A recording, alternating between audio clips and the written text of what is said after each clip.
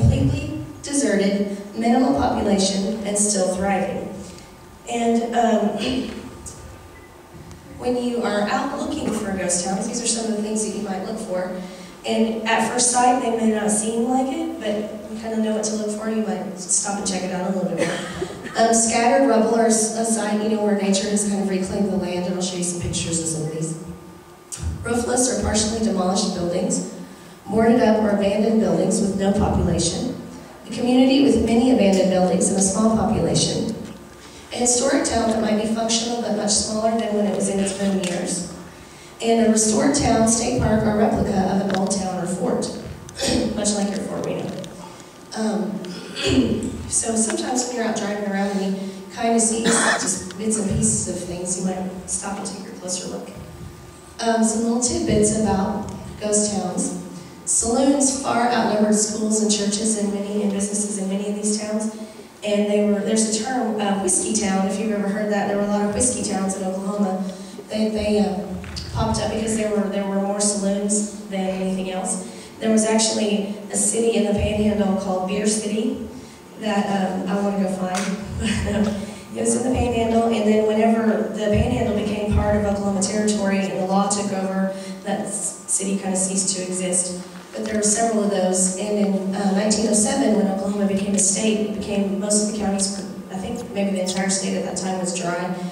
And so a lot of those towns ceased to exist when the saloons were outlawed. Many wooden buildings and railroad tracks were pulled up and dismantled and taken to the next town. So if a town dried up or something happened that they wanted to relocate, they would dismantle their buildings, pull up their tracks, and that's what that means when they say pull up your tracks and leave. I mean, that's literally what they did. They pulled up their railroad tracks, and they would use them in the next town. Water was more expensive than liquor, so that was another reason why there was, those whiskey towns and the liquor was so readily accessible. Water was a rare commodity. Most common reason a town becomes a ghost town is because it gets bypassed by transportation. In Oklahoma especially, and I don't know about a lot of other states because I live here, but in Oklahoma especially, most of your ghost towns will be near a railroad. And I live in Enid, and so I'm very familiar. I do a ghost town tour of the 4 counties up around where I live: Garfield County, Grant County, Alfalfa County, and Woods County. And one thing that we've noticed when we've gone out and scouted all these towns out, where almost all of them are near a railroad. And what happens is, these little towns back in the day, the railroads would stop. They would have a railroad depot. The trains would stop there, and then when transportation when it became easier to go further, the trains stopped stopping there. So when the train stopped, the towns would kind of dry up, and then the train would just pass them by, and so they just would become non-existent. But the railroad tracks, you can almost always see a set of railroad tracks near one of these towns. These aren't ghost towns, but it's kind of interesting because the gold rush created a lot of ghost towns. People would run out west, but San Francisco and Denver, which are 2 of our country's biggest cities, were both created by gold rushes, and they survived, obviously. There's something called the ghost hunter's code of ethics. This is kind of the same thing with ghost hunting too, and any kind of paranormal investigation and photography and things that we all do. The ghost hunter's code of ethics is: I will not trespass or enter privately owned land without proper written permission from the landowner, destroy, damage, or deface any buildings or other structures, or disturb any structures that are locked or appear to be occupied. This is a good rule of thumb for any of the kind of stuff that we do when we're out taking pictures or investigating supposedly haunted places. The things that you should do, you will do: observe all rules and regulations, be they local, state, or national. Camp and make fires only in designated safe locations. Leave the land and vegetation as it is. Fill all holes or excavations. Remove and properly dispose of any trash and will not litter. Respect the rights and property of landowners. Leave gates as found and obey all posted signs. Appreciate, protect our nation's ghost towns and the heritage that they represent.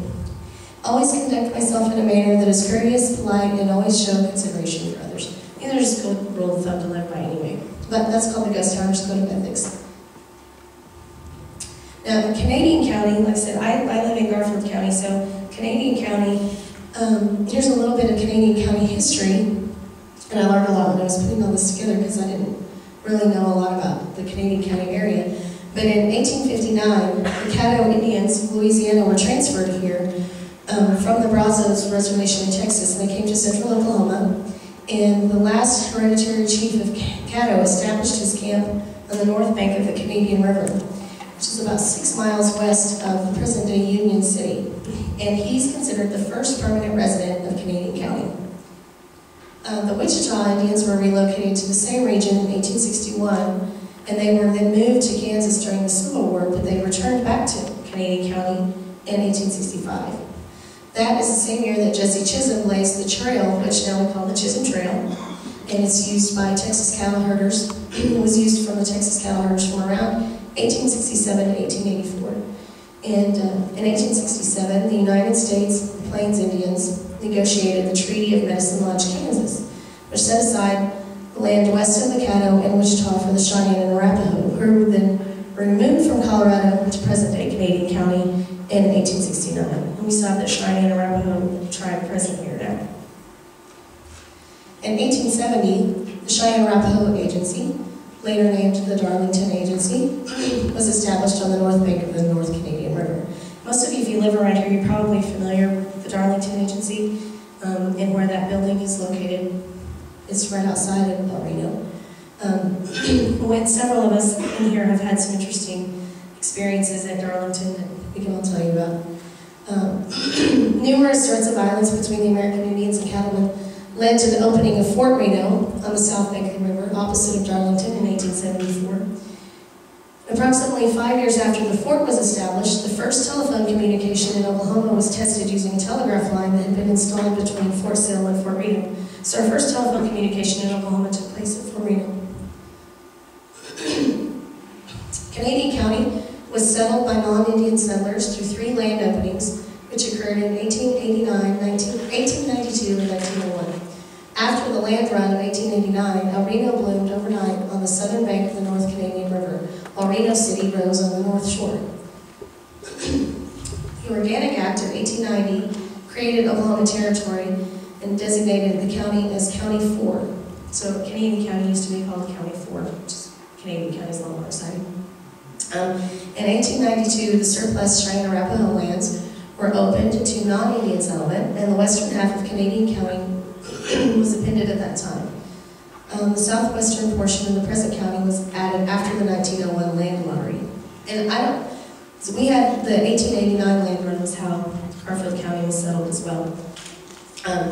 Local elections, the first residents chose El Reno over Reno City, Frisco, and Canadian City as the county seat, and they named Canadian after the Canadian River was selected as the county name. So that's how you got the name. They named it after the Canadian River. Canadian County experienced phenomenal growth in the last 3 decades of the 20th century. Previously, it took 63 years for the 20,110 residents counted at 1907 statehood. And I think in 1990, they had 74,407. So at the turn of the 21st century, since last census, the county's population peaked at 87,697. Something that's interesting about Canadian County is this list of several, kind of got wonky there, I think, in the translation of the computer, but this list, these are Canadian County ghost towns. And I don't have this, I was going to show you guys this map. It's a little bit different than the list that I had, but these are known ghost towns of Canadian County. And as you can see, my understanding is that the active cities in Canadian County are much smaller number. So your ghost towns outweigh, your number of ghost towns outweigh your number of active cities. These are some pictures of some different ghost towns that we've taken over the last couple of years. This town, this is a structure in a town called Driftwood, and it's up in northern Oklahoma.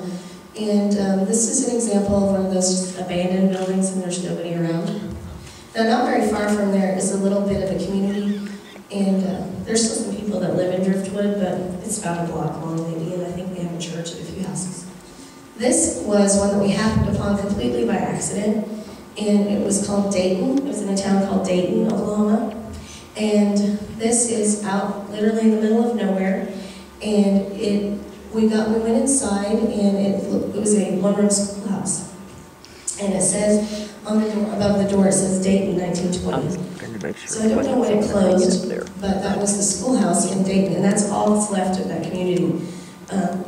A lot of times when you go out and you look at these ghost towns, there will be absolutely nothing at all. There may be a field, and maybe a grain elevator nearby, maybe.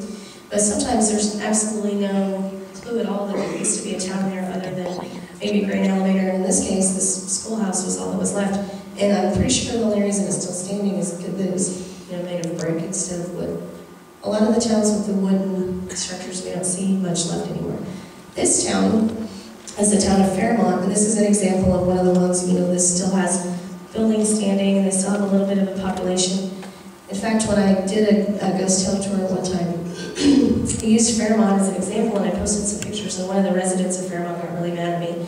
And she sent me this scathing email about how dare I call her town a ghost town. But the truth of the matter is, Fairmont is a very small town. It used to be much bigger, and it technically fits the definition of a ghost town. It's not as big as it used to be, and obviously, they don't have a whole lot going on, but it's still a thriving community. They have some churches, and they have, their little, their council and their mayor and whatnot.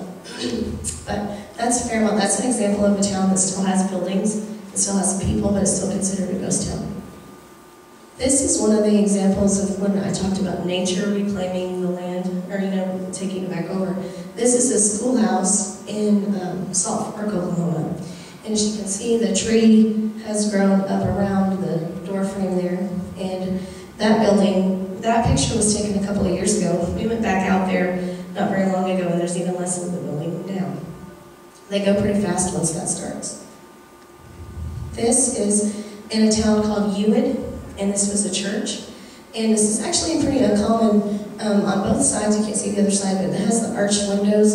It's very pretty, but it's on the corner of the farm, and like I said, the name of the town is Ewed, and it's called that because they originally called it Dewey, but we already had a Dewey in another part of the state, so the post office made them change it, and they just flipped it. So it's Ewed. That's up in northern Oklahoma too. But those are some of my pictures. This map that I'll have available, you guys can come and look at it if you want to. This is a really neat map. One of my friends found this and said, hey, you might think this is interesting. I found it in my grandpa's attic. And it's called Oklahoma. It says Oklahoma Ghost Towns. And on the front of it, it's Oklahoma and all the counties. And there are all these dots with numbers on them. And then on the back, you have all the numbers, and it tells you the name of the town, the opening and the closing date of the post office, and the location where it was. And on this map are 684 ghost towns listed in the state of Oklahoma. And this is not all of the ghost towns by far. In our research, we've discovered several that aren't on this list, and then we found some that are. So there's not really an exhaustive list that's been put together yet of all the Oklahoma ghost towns. It's not something we're going to work on. But when you go out and you look for these places, like I said, you might see, some foundations that look like, there might have been a building there, but if you start researching, you might find out there's actually a town there. And in Oklahoma, one of the ways that you can almost always locate a ghost town, we have these concrete grain silos and co-ops, old co-ops. And in northwestern Oklahoma especially, it's so flat that a lot of the places, when I was trying to find them, when we were trying to find a lot of these places, I would look, and I couldn't really find them. But then I started looking at the skyline, and I would see these co-ops or these grain elevators, and I would just drive towards them, and then they always have the name of the town painted on them. So that was how I located a lot of these ghost towns. Was I would find the grain elevator, and sometimes that's all that's left. And then sometimes, in the case of this town called Clyde, there's a big grain elevator, says Clyde on it, out in the middle of nowhere, and then right across the road is the Clyde Cemetery. So you have the grain elevator and the cemetery. And that was pretty much the only evidence that there was ever a town there. There's another town called Cropper. We found that finally, and it's up between Billings and Garber, Oklahoma. And we looked for that for a long time, and we got there, and it's a milo field. and there's nothing there. Cropper used to have several banks, churches, they had an opera house, they had restaurants, they had saloons, they had dressmakers. It was a very big functioning community, and they had about 1,000 people that lived there. Now there's absolutely no evidence that there was ever a community there at all. So it's kind of interesting when you go out and you start looking for these places and you think, well, how can there be a town here? And it's kind of interesting when you stand there and you just look at this field and you think back about all the things that used to happen there. Cropper actually had some manufacturing that happened there, and so it was kind of a big deal in its day. And I don't know what happened to it. It's completely gone. There was one wooden grain elevator, and I think it was one of the last wooden grain elevators in existence. Except the wood deteriorates fast, and they don't last long. But if ghost hunting is something you're interested in, especially now with the advent of GPS systems, they're a lot easier to find. When we started doing this, we just had these old maps to go by, and we didn't have GPS. So we just kind of had to guess and hope that we found a sign somewhere. And one thing that Oklahoma is good about, at least up by kind of where I live, one of the things that they're good about is that they always have the little, the green signs almost always if there's anything in the town left at all. So that's helpful. But again, the grain elevators are one of the things you should always look for. Or if you go online, you can always find your list of cemeteries. I think every county, I know in Oklahoma they have cemeteries listed by county, and oftentimes that may be the only thing that's left is the cemetery. Because I know up by Alva there's a cemetery called Short Springs, and I drove by it every day for years and years, and never knew, I just thought it was called the Short Springs Cemetery. Well, it turned out Short Springs was a town. They used to be in that area, so a lot of times you see these random little cemeteries and there's nothing else, but that's because that could have been a community. So you start looking into the history